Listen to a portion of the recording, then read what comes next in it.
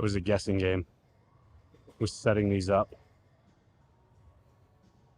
But since we're on the topic of setting up straps, for those of you who are beginners and have not used straps, you always want to make sure that when you put them on, the strap runs naturally in the direction in between your index and your thumb. So in other words, you don't want it this way.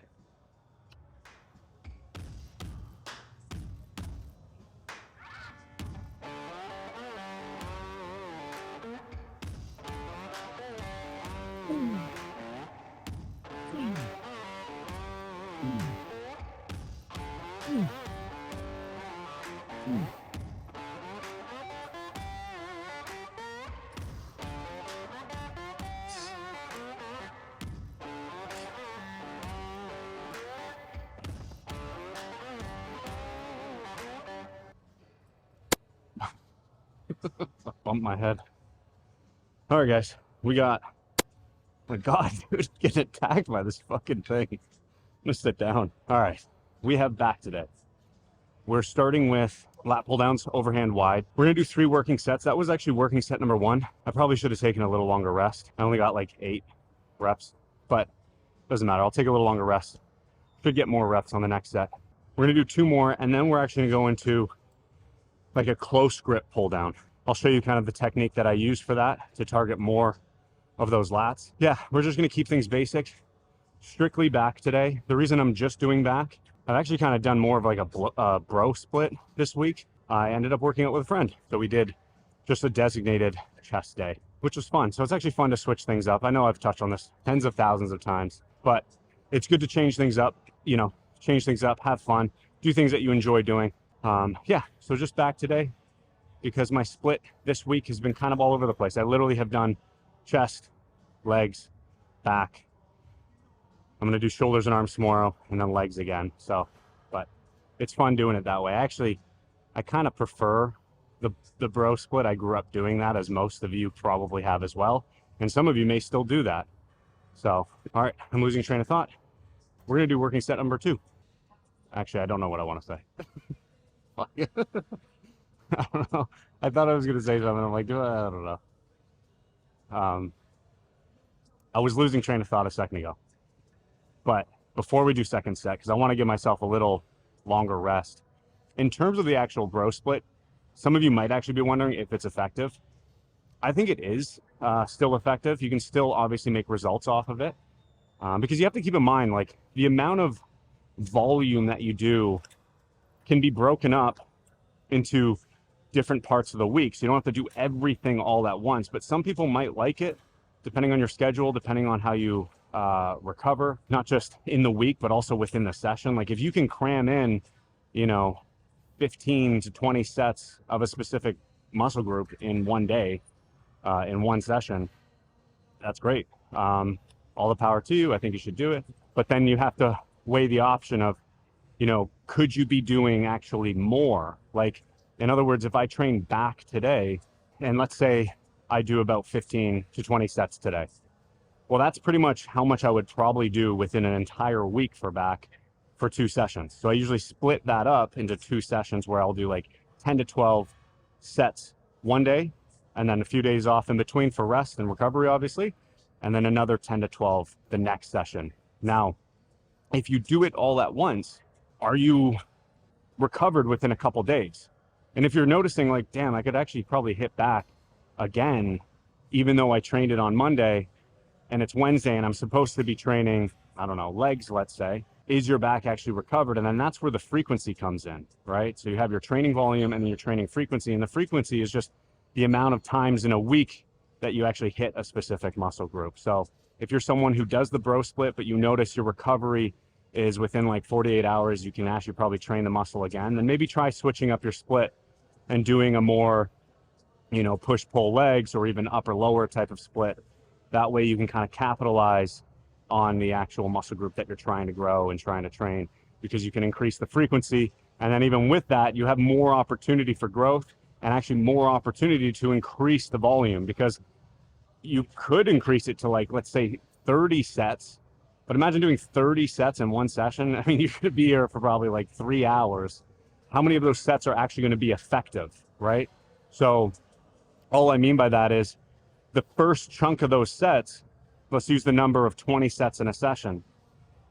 The first 10 might be effective. And then anything after that, you might be just really tired and fatigued, and you might not be able to push nearly as hard. So is it worth doing that much and then accumulating all this sort of systemic fatigue that can actually transfer onto tomorrow's session? So even though you'll be training a different muscle group the next day, you could actually be doing yourself a disservice because you just did all this stimulus in one day, and that accumulation spills over into the next session where you're just fatigued in general, overall systemically. So something to think about. But either way, again, the bro split can be effective, and it's fun to do sometimes. So I do actually like, you know, throwing this in some weeks, especially if someone wants to train with me, a friend of mine or something, and they just pick a muscle group. I have no problem changing up my split for that week to just kind of accommodate that, because again, it's fun. Like, it's fun to really change things up, and it's fun to have a designated day where it's like, cool, I'm just focused on back today.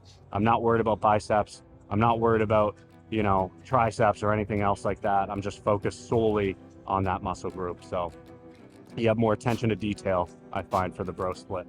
But that being said, second set right now. Boom. Boom. Boom. Boom.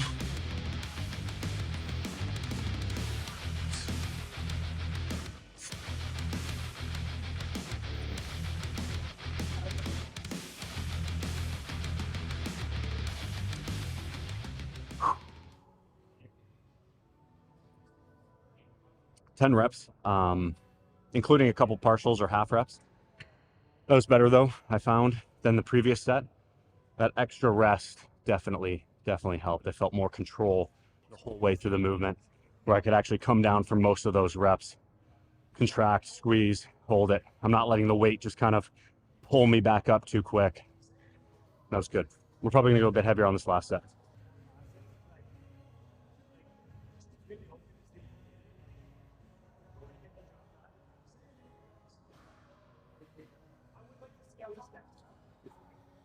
So in terms of the form for this, hold slightly wider than shoulder width to start. You don't want to hold too wide, but again, that's going to be individual. Grip width, there is no right or wrong. It's whatever feels best for you. So you can hold right at the end of those handles if you feel it.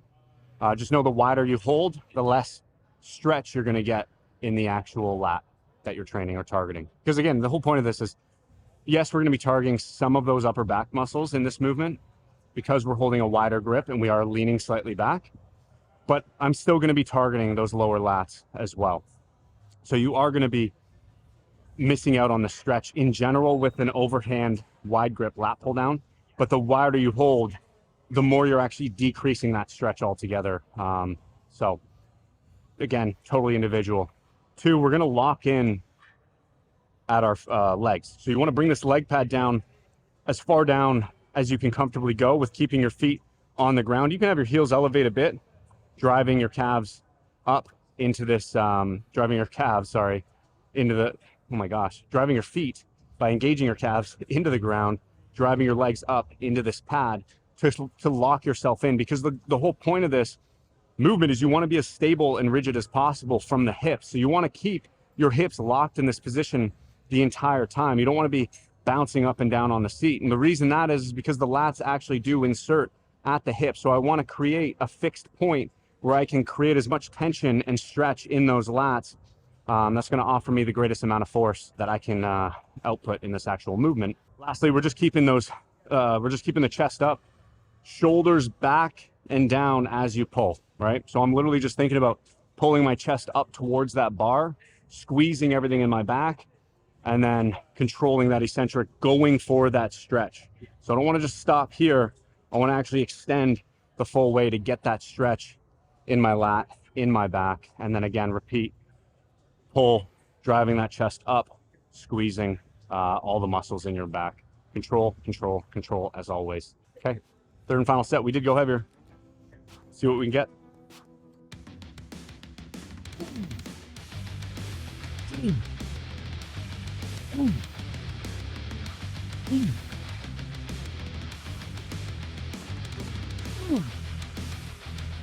All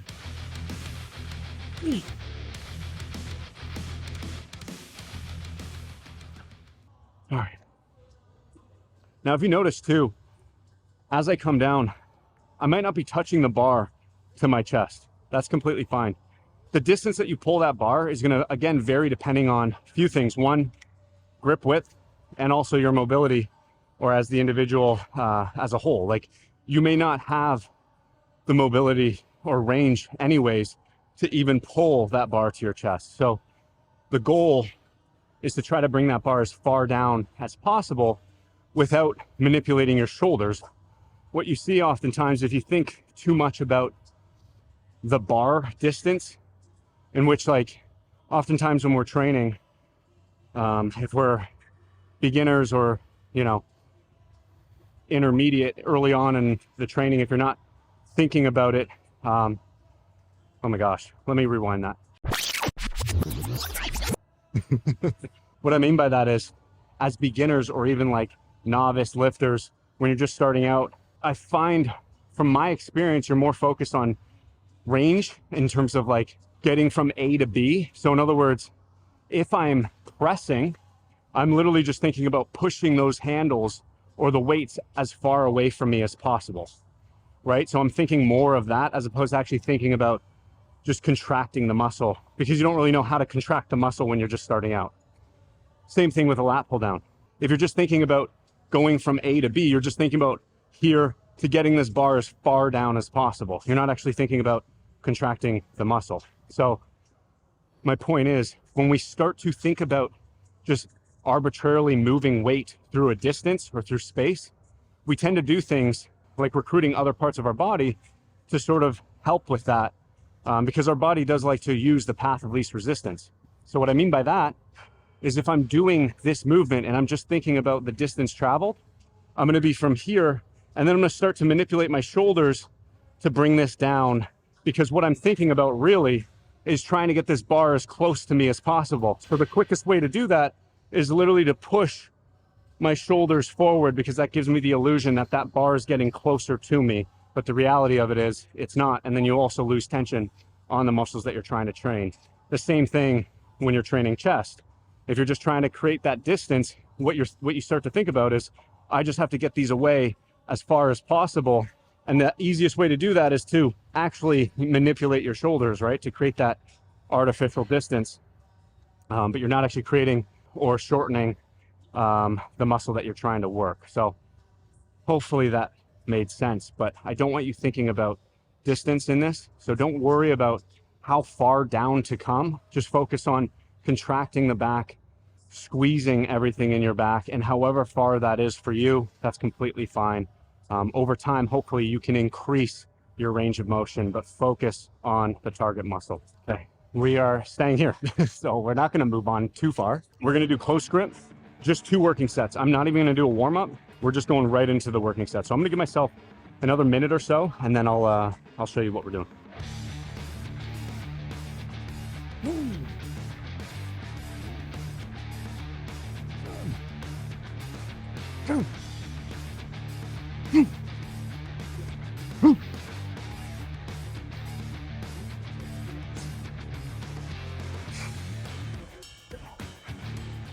I'm using this super narrow handle. Normally, I don't love it. I'm not a huge fan, because it's so narrow that I'm like really restrictive in here when I could actually be getting a bit more range. And because the way those handles are angled, it flares my elbows out. So if my whole goal is to target the lat, it's not ideal. Ideally, you want something that's going to allow you to hold in width of those lat muscles, or in other words, the width of your shoulder. At this gym that I'm at, we don't really have options with a neutral grip, and especially a grip that allows me to use my straps around. We do, however, have the mag grip. I did get asked recently if, like, what the best attachment is for pull downs. I'm not going to get into that. I'll save that for the Q&A, but the mag grips I don't like. I used to think they were pretty cool when I first tried them, but after using them, I don't love them for this reason. I'll quickly grab one. So wait there. I just hit my head in that fucking thing again. These are your Prime Fitness with the mag grip kind of on it. So they're cool. They work. Few things I like about it is that you can adjust the angle of these actual handles, right? So that's pretty cool. What I absolutely can't stand is that you cannot adjust the actual angle of the grip itself. So see how it's flared out? I can't stand that. I don't like that it's flared out because one, it's so big that it's hard to wrap. You don't have enough real estate to wrap this even around. Two, not just that, but because the angle, I don't like how it flares my wrists down, out, sorry. So if I want to have my wrist down like this in a more neutral position to keep elbows tucked, because the whole point is to keep your elbows tucked, I hate how this flares out. And then if I want to keep elbows tucked, I have this kinked wrist. I'd much rather it like this because I lose tension and I lose grip strength if my wrist is like this, because there's something called active insufficiency. So you kind of lose a bit of grip just naturally by holding on this angle. So I can't stand that angle, but I mean, it is what it is. Just don't want to hit my head again.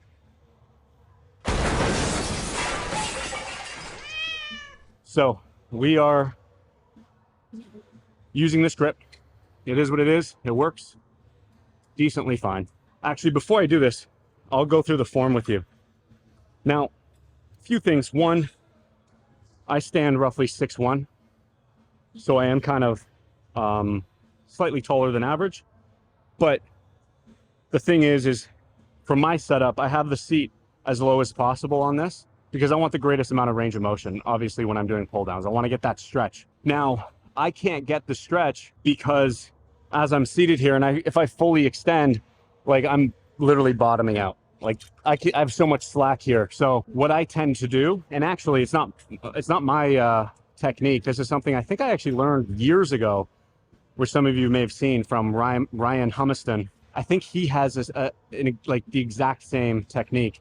And I actually think that's probably where I got it from. But intuitively speaking, it actually just feels right to do, especially for someone of my height and arm length. So instead of fully extending in the arms, you want to keep them, one, tucked in because we're targeting those lats, and two, I'm keeping them bent the entire time. So I'm actually going to be manipulating my body position through the movement. I am going to be straightening out my elbows a little bit. As you can see, as I come up, they will straighten, but I'm also leaning into the machine. So I'm leaning forward to create that stretch in my lat. And then as I pull, I'm leaning slightly back, slightly altering that resistance profile to create more of that load on this end range as well. So I'm kind of creating more load on the beginning range, and then by leaning back, I'm creating more load on the end range as well. So keeping the elbows bent though, that's the main point, is I'm through the movement like this, I'm actually pulling through the elbows the entire time, focused on driving elbows up and then driving elbows down. That's pretty much it. And I'm just naturally allowing my body to rock and move through the movement to what feels comfortable. So that's the form. Again, control, control, control.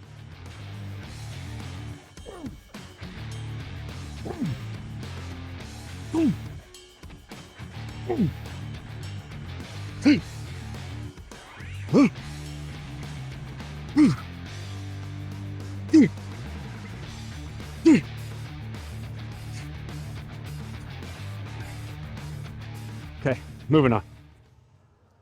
Got dumbbell rows.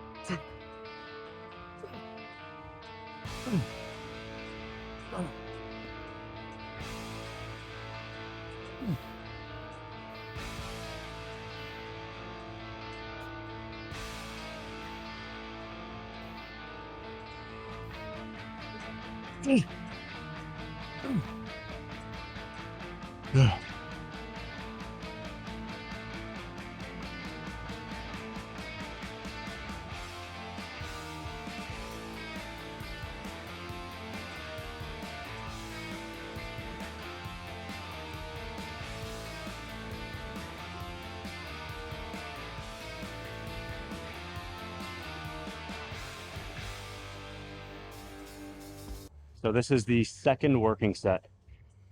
We went up to 150s. Fuck. Ooh.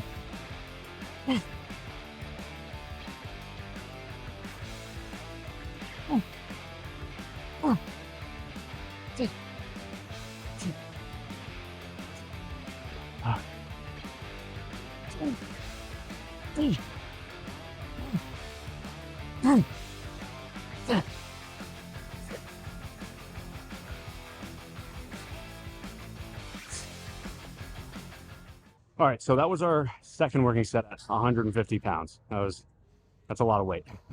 That's the heaviest dumbbell in the gym.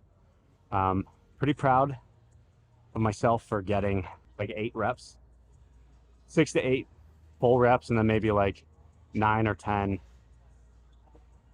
partial reps. But I've said this before, like I absolutely love dumbbell rows. There's something about it that I just feel so much power. I feel powerful. I feel strong when I do them.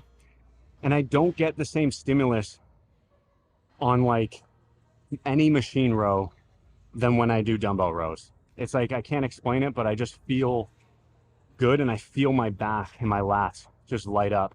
Again, just to stress this, just do things that you feel work best for you. Try everything, but stick to the things that you enjoy doing. Dumbbell rows has always been a staple for me. I've even deviated from it in the past, but man, I always come back to it because I always miss it. I love this exercise. I love it for lats, and I love it for the upper back. I just feel really good doing it. So we got one more set, last set. Now my focus, I know I am going really heavy for me. There's some of you might be watching who are stronger, but this is really heavy for me.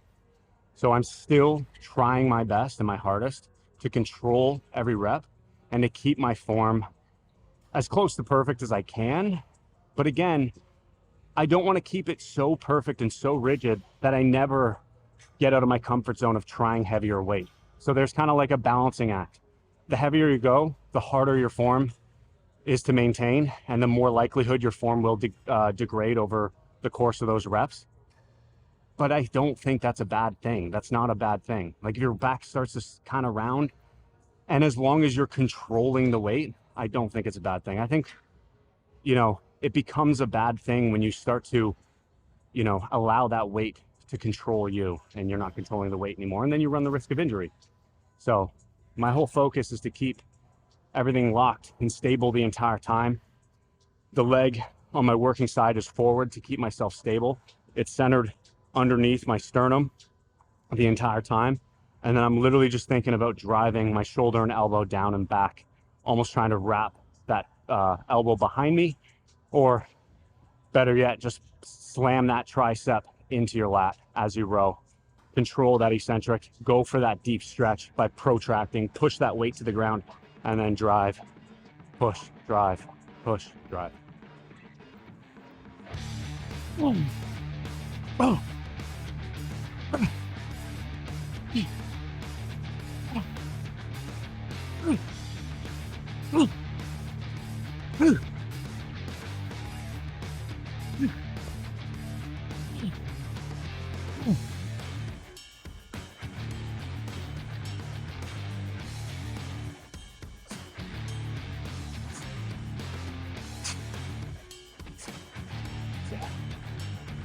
That's it.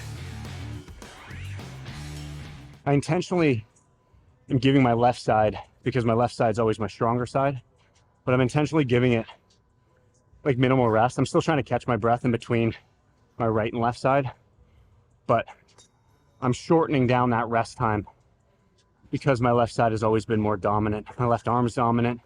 My left arm's bigger. So I'm intentionally shortening that brief rest time in between each side to give more of the power, more of the focus to my right, weaker side. So,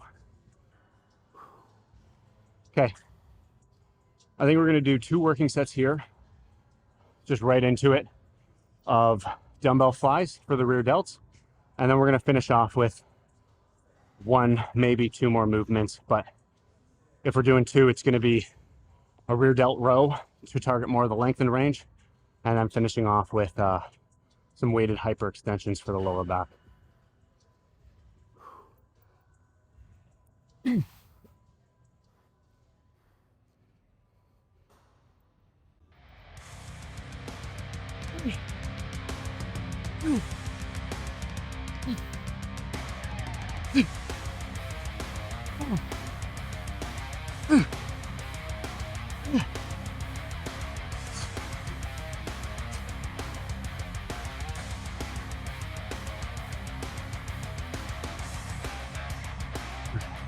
I got kind of confused, I think, on those first couple reps.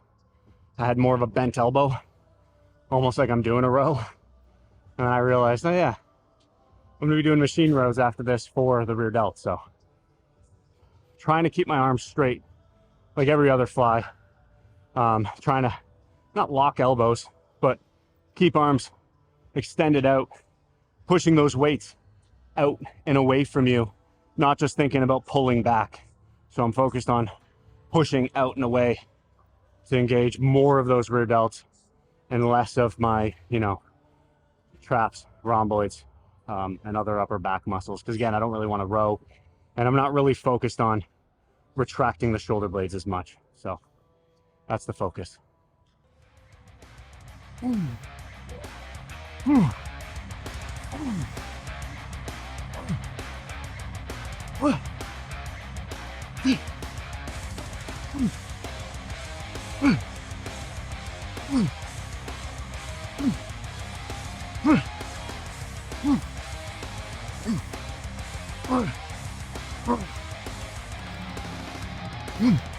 Okay, that's it.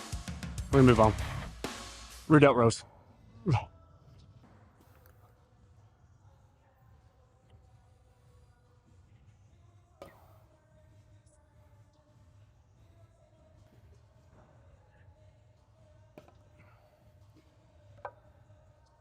For these rear delt rows, you can actually use any chest supported horizontal machine row that you wish. I am choosing the low row.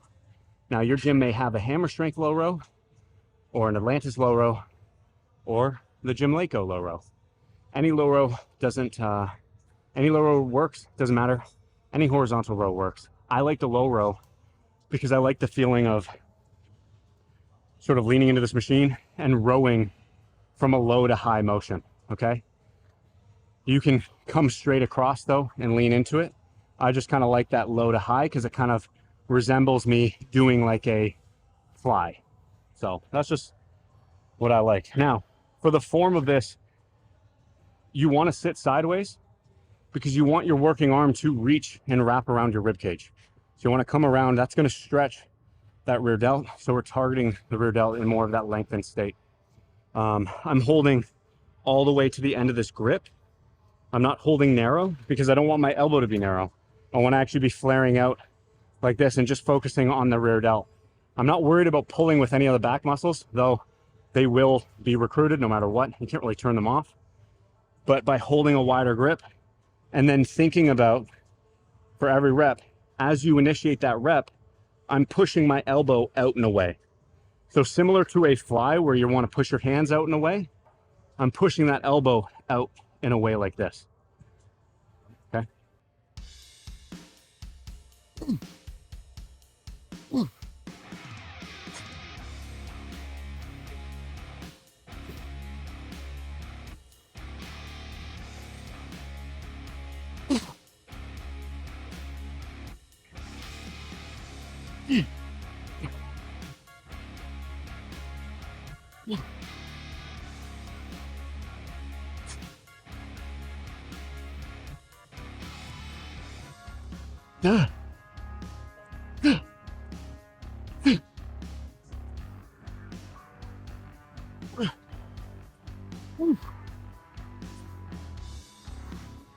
Okay. I think I'm gonna bring this seat up just slightly.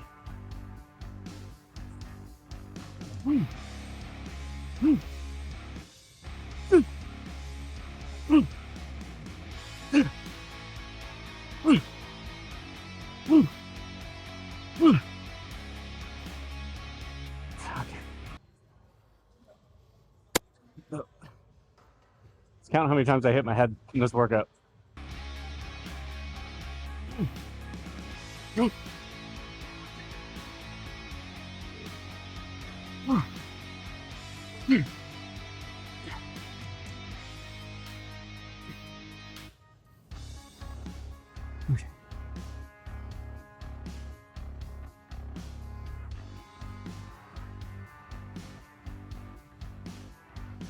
Yeah. Now you could do this facing the machine. It's completely fine too. And it's not really redundant. I mean, if you did dumbbell rows or any sort of bent over row, it might be a bit redundant because technically the path of this is a low to high. And when you're doing a dumbbell row, if your back is not horizontal with the ground and you're like this, you're basically doing the same arm path anyways. So, I mean, it's preference. But if you wanted to limit the lats, all you do is just hold wider. That's why I am holding wider, is because I want to limit the amount of lats that I'm doing. So I'm keeping that elbow high and out and away from me the entire time, just to place most of that emphasis on that rear delt, especially through that end range. But because I'm, again, angled this way, having that arm come across me is stretching that rear delt as well. Play around with it, play around with the angles, see what you like. Try it on a horizontal as well, instead of a low to high row, and you may like it more. Last set.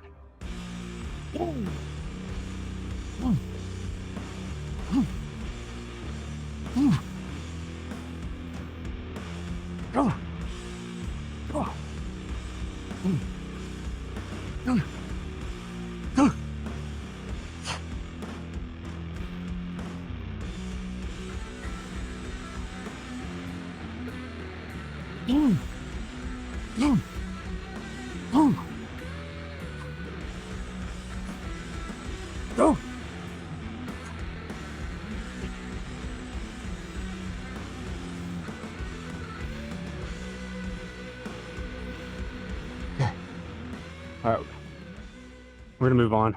We will just finish off with some hyperextensions just to target that lower back and those spinal erectors. So we're gonna go there just to finish off. Oh man. All right.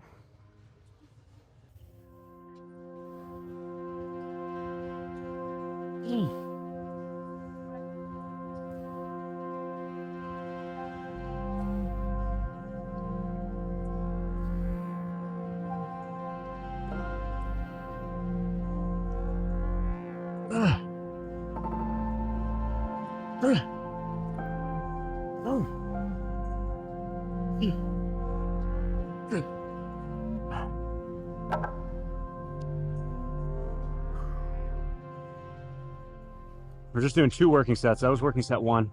I have the machine set up. The great thing about this Atlantis hyperextension is I can actually not only adjust the length of this pad, but I can even adjust the height, which is pretty cool. So I can actually adjust the angle.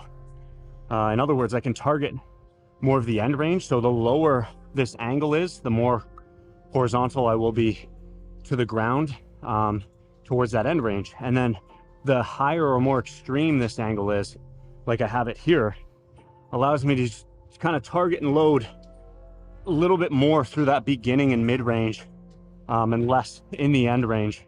So I can kind of play around with the resistance profile of this actual movement. So we got second set. I am loading this. I'm just holding a 45-pound weight. For this second set, I think I'm going to grab both of these because I want a big low back. Oh.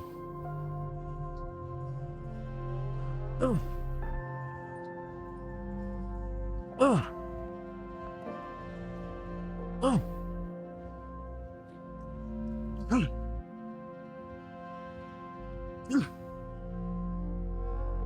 Oh.